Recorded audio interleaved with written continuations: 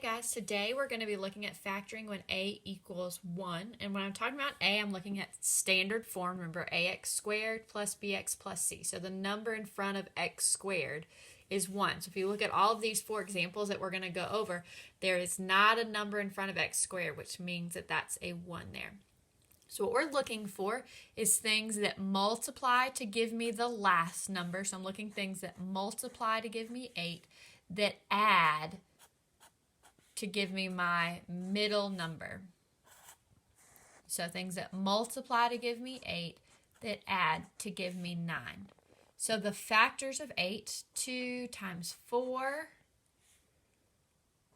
8 times 1. Also, remember, negative 2 times negative 4, negative 8 times negative 1 also gives me a positive 8, because a negative times a negative is a positive. So those add together to give me 6. These add together to give me 9.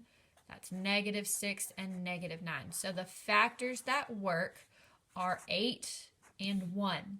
So when we find the two factors that work, the ones that multiply to give me 8 and add to give me my middle number of 9, get written as a product of binomials. So x plus 8, x plus 1. It doesn't matter. You could have had x plus 1 and then x plus 8 in the second parentheses. Remember, multiplication is commutative.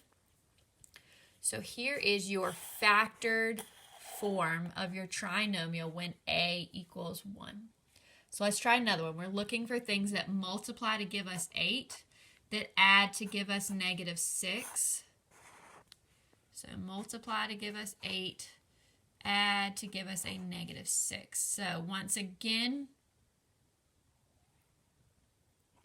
2 times 4, 8 times 1, negative 2 times negative 4, negative 8 times negative 1. So that's a positive 6, but we want a negative 6. It's positive 9 when I add those two together. Negative 6 and negative 9. So here I have my two factors that work. So negative 2 and negative 4. So I write those in my parentheses as a product of binomials to get the factored form. So x minus 2, x minus 4. Okay. On to the third example. Things that multiply to give me negative 8, that add to give me negative 2. Add to give me negative 2.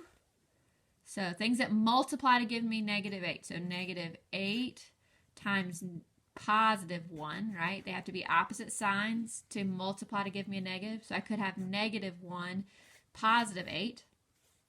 Okay, negative 4 times a positive 2.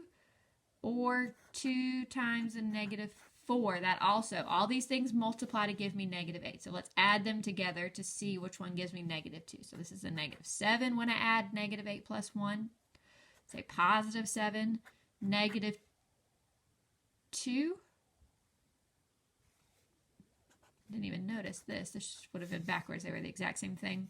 And this is a positive 2. So the two factors that work to add to give me negative 2, that's negative 4 and 2. So my answer is x minus 4 times x plus 2. Okay, one last example. Things that multiply to give me 24, that add to give me negative 11. So multiply to give me 24, add to give me negative 11. So 8 times 3, negative 8 times negative 3, 6 and 4, negative 6 and negative 4, 12 and 2, negative 12, negative 2. I also have 24 and 1.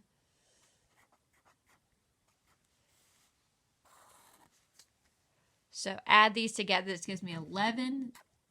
Add these, it gives me negative. Okay, we don't have to do the rest of them because we found the one that works.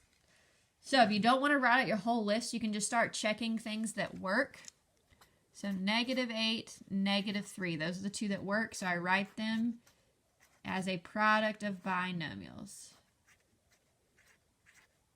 Like I say, it does not matter which order you write it in. You could have had x minus 8 in the first parentheses and x minus 3 in the second parentheses. So I hope that that helps. You have an assignment to complete. It's about, I think, maybe 15 questions. So work that out on a separate sheet of paper, or you can print out the picture and work on that. And then take a picture or scan it in and upload it to submit your assignment. And then there is a quiz to take. There's 5 questions on factoring when A equals 1. So make sure you get all of that completed. If you have any questions, please reach out to me or Miss G. We can make extra videos to help you if you need more help.